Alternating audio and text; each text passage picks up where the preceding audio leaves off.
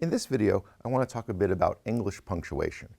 There will not be time to cover every punctuation mark in every case, but I want to review a few things you were probably taught and expand possibly on a few things that you may have learned a little bit about or that you've seen when you've read things written in English. So this isn't specific to laboratory reports, but lots of the things that we'll be talking about here, of course, apply to laboratory reports because anytime you're writing in English, you need to be using English punctuation.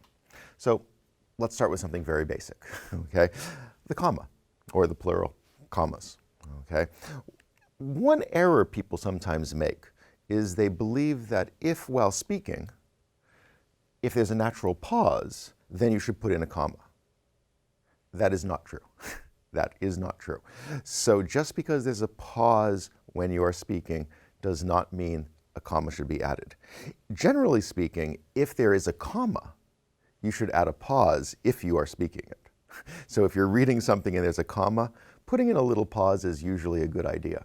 But just because you would naturally pause while speaking does not mean there should be a comma there.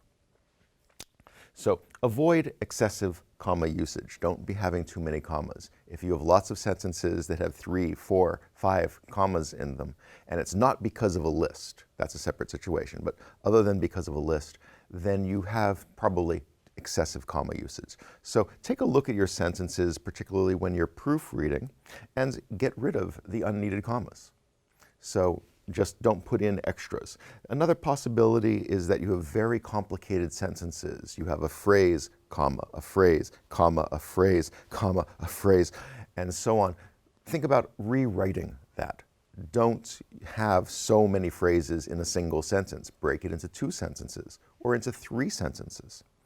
Also, think about possibly restructuring what you wrote.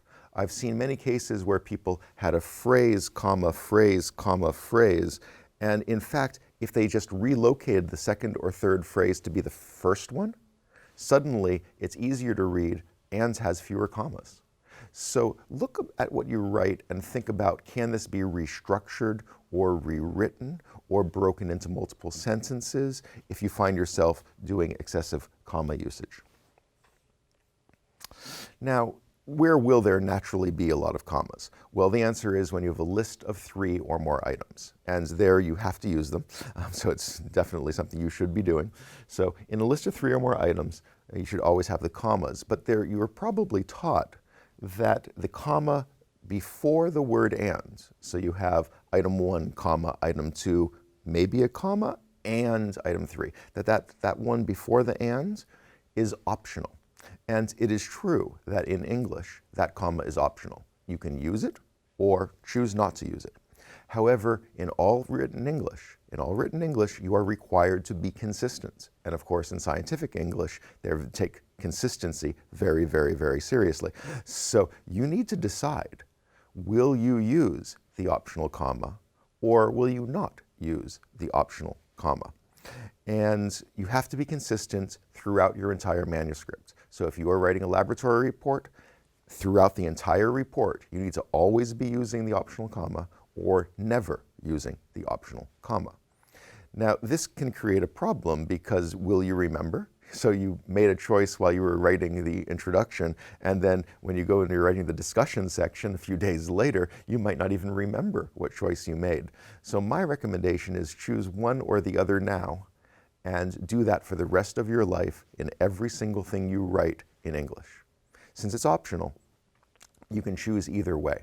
My recommendation is as far as which should you choose, always use it. And although I want you to avoid excessive comma usage, this is not considered excessive, okay? It is optional, but it's not considered excessive. So my recommendation is always use that optional comma in a list of 3 or more items. Why? The answer is because in some cases, not all, but in some cases, it will add clarity. In the cases where it does not add clarity, it does not hurt anything either. So it's very safe to use. Sometimes it helps, but it never hurts. Let me give you a quick example. Here at Doshisha University, we have a program called the ISTC, the International Science and Technology course. It's primarily for English speakers from outside of Japan who are studying for a master's degree in various majors. Take a look at this sentence. The ISTC offers majors in information and computer science, science of environment and mathematical modeling, and biomedical engineering and biomedical information. Now, if I was to ask you, based on this sentence alone, how many majors does the ISTC offer? What would your answer be?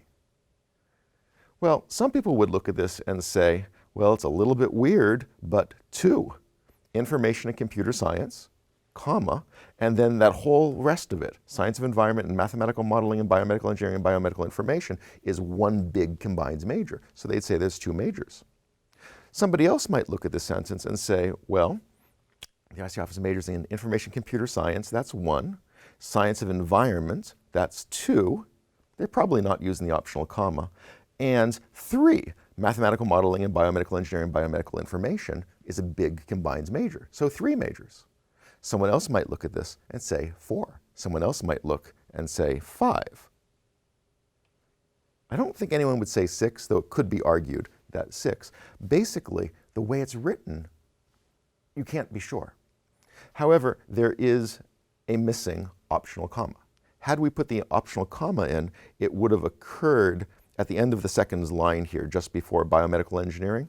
So it would read, the ISTC offers majors in information and computer science, comma, so that's 1 major, information and computer science is combined, science of environment and mathematical modeling, comma, okay, so right after the word modeling, before that and, at the end of the line there. So that would be 2, then the and, biomedical engineering, biomedical information, 3. So if the optional comma had been included, then people would know these are 3 majors. And where is the confusion coming from with the optional comma being missing? Well, the answer is the word and is occurring in the middle of the majors. And of course, the word and is also being used in constructing a list. And thus the reader gets confused because and is being used in 2 different ways. Hence, having the optional comma clarifies things. So this is just one little example, but there are many cases in science where we use the word and to talk about in the middle of something that's complex, that involves multiple things, but we're treating that complex thing as one thing. Consequently, using the optional comma often does help clarify things. So, since you have to be consistent, I strongly urge you from this day forward, whenever you're writing in English, always use the optional comma. As far as formatting goes, do keep in mind that there is a space after a comma. Always. There are no exceptions in formal English. If you type a comma, the next thing you should type is a space. Also, there is never a space in front of a comma. Never. There are no exceptions in formal written English. So if you type a comma, the thing that you typed just before it should not be a space. The thing after it should always be a space. So space after a comma, not before one. Next, let's talk about semicolons. Sort of looks like a comma at the bottom with a little dot above it, sort of at the vertically midpoint. What is a semicolon used for? Well, semicolons are used in prose. The word prose basically just means normal writing. So semicolons are used in prose when you have what are structurally 2 complete sentences. But for some reason, you as the author do not want to write them as 2 sentences. You want to write them as one big sentence. But when you look at the grammatical and syntactic layout, it's really sentence. It's really 2 sentences. So what do you do in this situation? Well, of course, you could just reword things. But another option is to use the semicolon. So instead of a period after that first sentence and then capitalizing, instead you would put a semicolon and not capitalize. So in this example, 20 students took the class. Only 2 received an A. So here you can see the semicolon is being used to bind together things that could be separate sentences, but in effect we're creating one big sentence. So semicolons are used for merging together 2 things that could be sentences by themselves. But by merging them together, you're creating a single sentence. The reason you would do this is because the ideas in the 2 sentences are so closely linked that you do not want them as separate sentences. But remember, you're in a paragraph. Of course, any sentence next to another sentence is probably related to the one before and the one after it. So do not use this too much. But if you really want to bind two things together, you can do that with a semicolon. One other special case where you use semicolons, which does not happen often, but you should be aware of it, is if you have a list that has commas inside the items. Okay? So you have commas inside your items, but it's a list, which means you're using commas to separate items. So then you have commas in your items and separating your items, and you again have confusion. So in English, the standard approach to dealing with this is if you have commas inside one or more of your items, instead of comma separation, you use semicolon separation. So in this example, you can see that being used. I recently visited Kyoto, Japan, Bucharest, Romania, Bangkok, Thailand, and Jakarta, Indonesia. So in English, if you're doing a city and state or a city and province or a city and country, you use comma separation. But Kyoto, Japan is one place. So it's one item in this example sentence. So since I have a comma inside the item, if I was to put a comma after Japan to separate my items, the reader might get confused. Most people would know that Kyoto is a city and that Japan is a country. So it probably wouldn't cause too much confusion. But what about Bucharest? A lot of people might not know that Bucharest is a city in Romania. If you're from Asia, you probably know Jakarta is in Indonesia. But if you're not, you might not know. So we need something to deal with the confusion that would be caused by having commas inside items. The answer is semicolons become what you use to separate the items in your list. As far as formatting goes, there is a space after a semicolon, and again, this is always. There are no exceptions in written English. You should always have a space after a semicolon, and you should never have a space in front of a semicolon. Never. No exceptions. So very much like comma usage. No space in front, always a space after.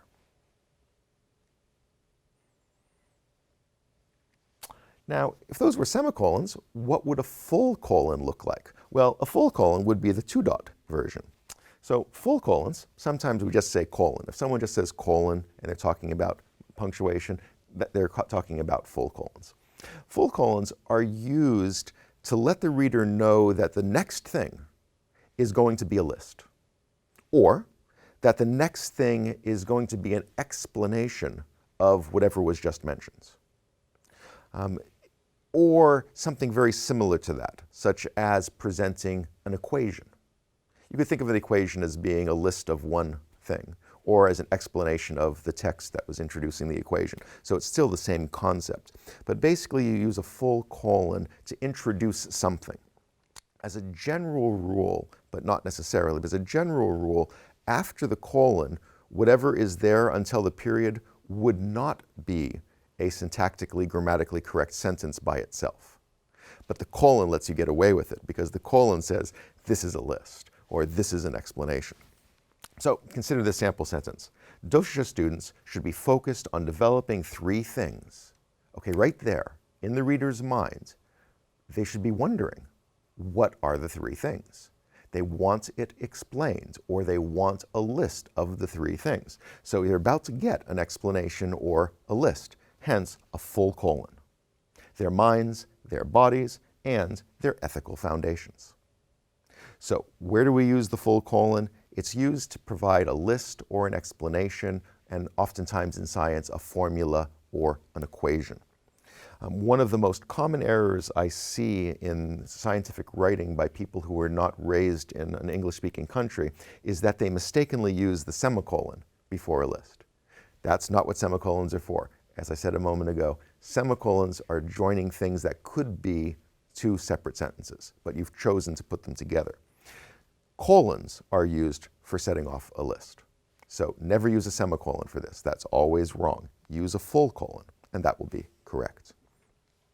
Now, colons do get used in some other places, and you'll have to sort of learn each of these cases as they come up for you. So for example, in a ratio 4:3, so you write the numeral 4, a full colon, and then a 3. They're used in times, so maybe your class starts at 1:10, so the numeral 1, a colon, and then a 1:0. They're also used, as I mentioned in a prior talk, for separating titles, the main title, from a subtitle. So they have a couple of special uses. So as you're reading things in English, do start noticing where and how they get used. Regarding formatting of colons, there's no space in front of a colon. Never. You should never have a space in front of a full colon. Now, if you're using the colon in the normal sentence style, it's setting off a list or it's setting off an explanation, then there is always a space after the full colon, always. But if you're in one of the other cases, like in a ratio or a time, then probably no spaces front or back.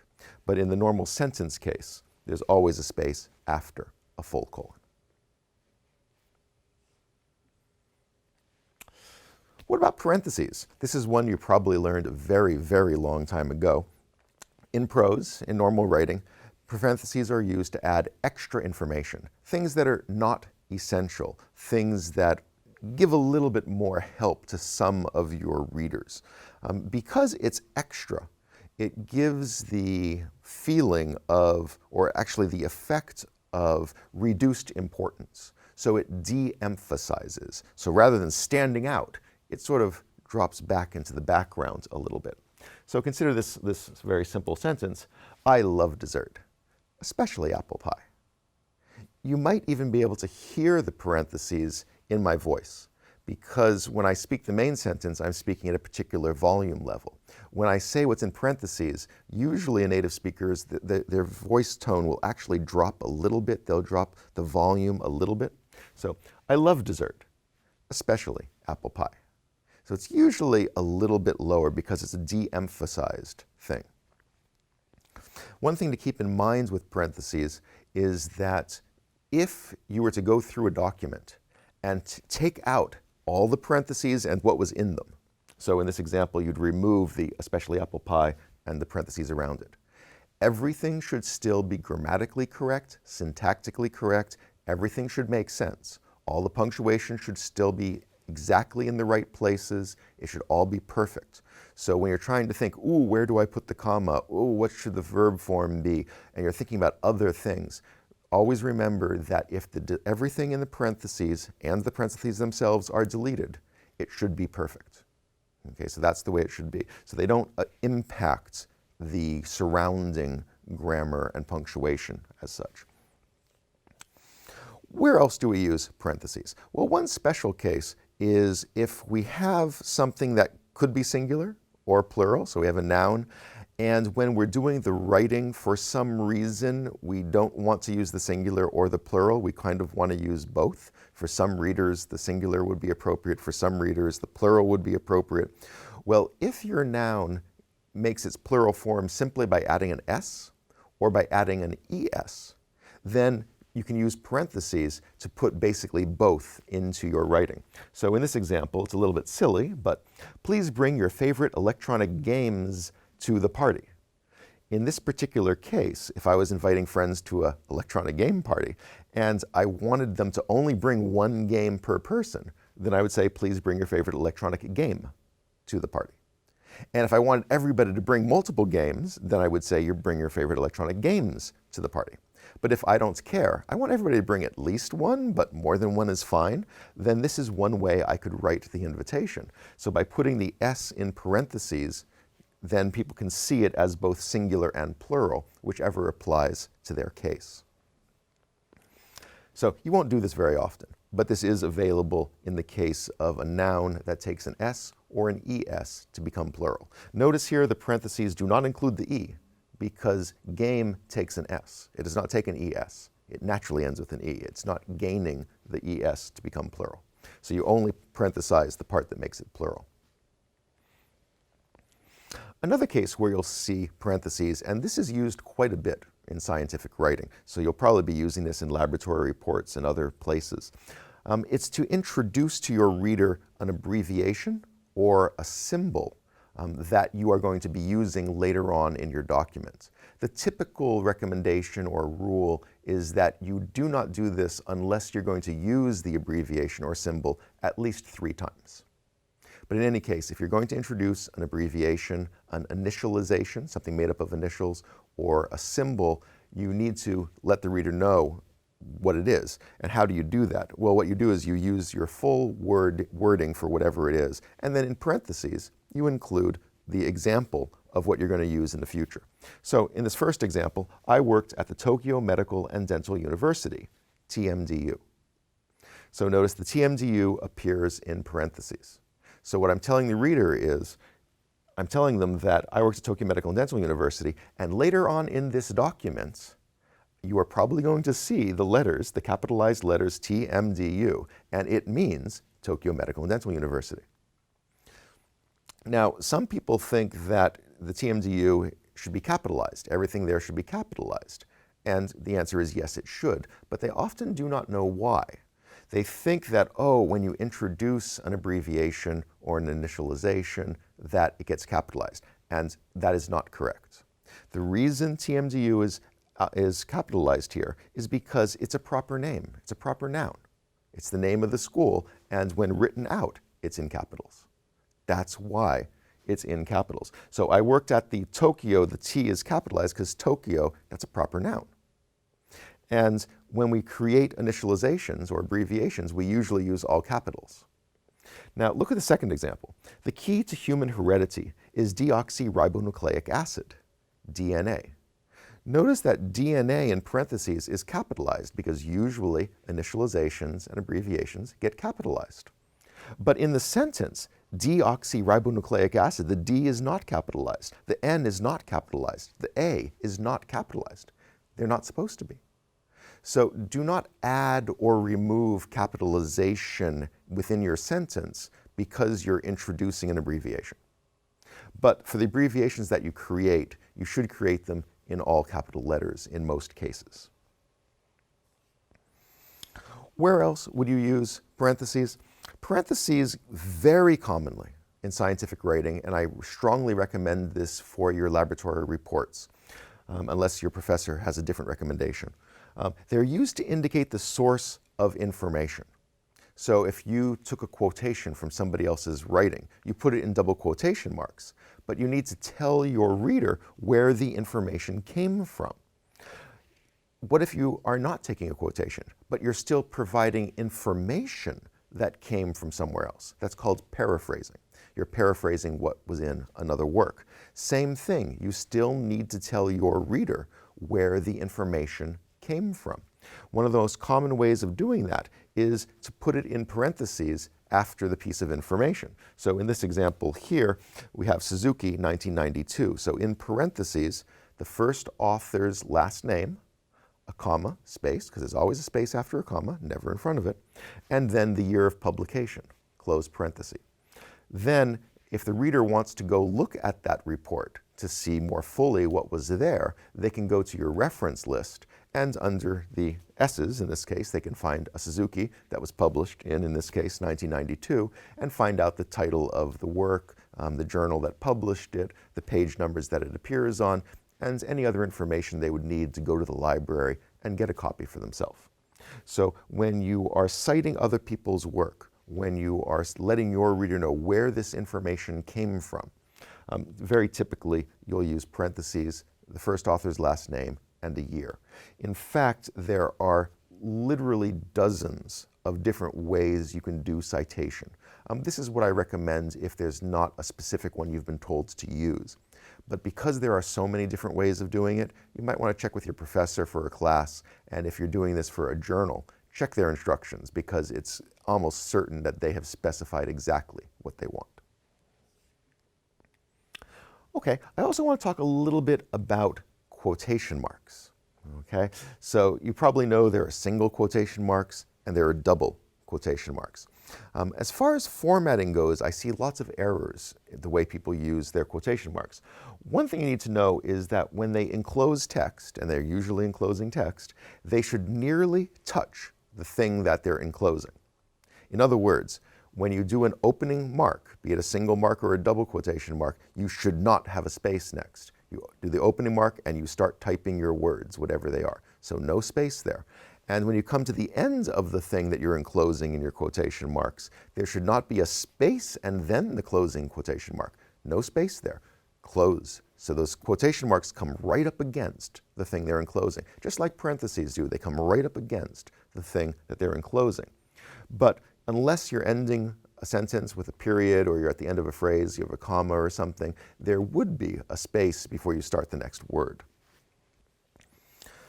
What about curved quotation marks? A lot of people love curved quotation marks. Prior to word processors, nobody used them. But now that we have word processors, it's very easy. Lots of people think they're pretty, that they look really good. Well, they are. They do look nice. But something to keep in mind, curved quotation marks must curve toward the thing they enclose. So they must come down and toward that thing. So make sure you do not use an opening quotation mark at the end of a quotation. The opening mark looks different than the closing mark. They must come down and toward the thing they're enclosing. Another thing you have to worry about now with modern computer systems is because we can choose between straight marks and curved marks, can you use both? The general rule is no. You must be consistent. So if you're using curved marks in one part of your documents, throughout your documents, you must only use curved marks. Or if somewhere you're using straight marks, then throughout your documents, you must always use straight marks. So in terms of quotation marks, as in for English, so they're actually surrounding quotations, you must choose. You're going to use curved or you're going to use straight. And then you must be consistent throughout your documents. Either is fine. Generally, people think the curved ones look better. So use whichever ones you like, but do remember, if you do use the curved ones, you need to really check them carefully during proofreading to make sure they're curving down and toward the thing that they enclose. Because if you have an opening mark, your quote, and another opening mark, that's an error. That's a mistake. So some people like to just use straight marks because the open and the closing ones look identical. So it's one less thing to worry about. But either is fine, but you must be consistent. Now, this one, again, it's a rule you've probably already learned. I'll just quickly mention it. What if you want to include a quotation in what you're writing, and the quotation you want to include includes a quotation? Okay? So the thing you read already has double quotation marks in it. If you take out the part you want and put your double quotation marks around it, then your reader will be confused because they'll see your opening mark and then they'll see the other author's opening mark, but they might think it's your closing mark, and suddenly confusion occurs. So what you want to do in these cases is it's okay to quote something with a quote inside of it, but you change those inner quotes to single marks instead of double. So you can see that in this simple example. He wrote that when he was young, his, quote, mom said, quote, eat all your vegetables, quote, if you want to be healthy, quote, just like my mom did. Okay, so as you can see here, and you really do need to be looking at this, the part that I copied from the other source is in double quotation marks. The part that's in single quotation marks in fact was in double quotation marks in the source where I got this. But because the double quotation marks would have been confusing to my reader, they've been changed to single marks. So when you have a sort of a subquote in a bigger quote, change the doubles to singles. But yours, what you're quoting, those outer ones, should be double. Okay, I want to talk about one more somewhat strange one a lot of people have not heard much about, and that is known as scare quotes. Scare quotes are not quotations, but they use quotation marks. Specifically, they use the double quotation marks, so the big ones. Okay? So what do they do? Well, scare quotes are used it doesn't come up too often, but in the case where the author wants to say, no, I disagree with these words, but I'm going to use them anyway. So it's a little bit strange because the author is choosing to use these words, but also is trying to say, I don't like these words. I don't think we should use these words. Okay? And so the double quotation marks signal to the reader that the author has some sort of reservations, some sort of disagreement, wants to draw some attention to a possible problem regarding the term. You can usually tell if it's a quotation or if it's scare quotes, because quotations usually have many words in them. And scare quotes usually are around a single word or a single term, a multi-word term. So take a look at this example. The last thing an overweight person should be drinking is an energy drink. Okay? Now, if you were watching me as I was reading that, you saw what I did. So watch again if you weren't before. The last thing an overweight person should be drinking is an energy drink. If you see a native speaker of English go like this around a word or a term, they are probably using scare quotes. They are saying, there is a problem here. What's the problem here? Well, the problem in this example is energy. It sounds good. It sounds positive. It sounds wonderful. But, if you're getting a little bit big around the waist, more energy is the last thing you need, okay? Because in this case, energy refers to calories. It's usually sugar.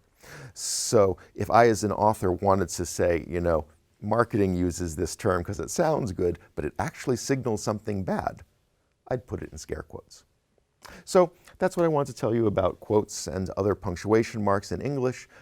Do check your punctuation, use correct punctuation, and of course, when you're proofreading, check every word, check every punctuation mark, and pay close attention to the spacing. Remember, no spaces in front of commas or semicolons or colons. Remember, always a space after a comma or after a semicolon. The spacing is very, very important. When people read things and they see extra spaces or missing spaces, they probably won't get overly confused, but the impression it creates in their minds of you is that, oh, you're sloppy.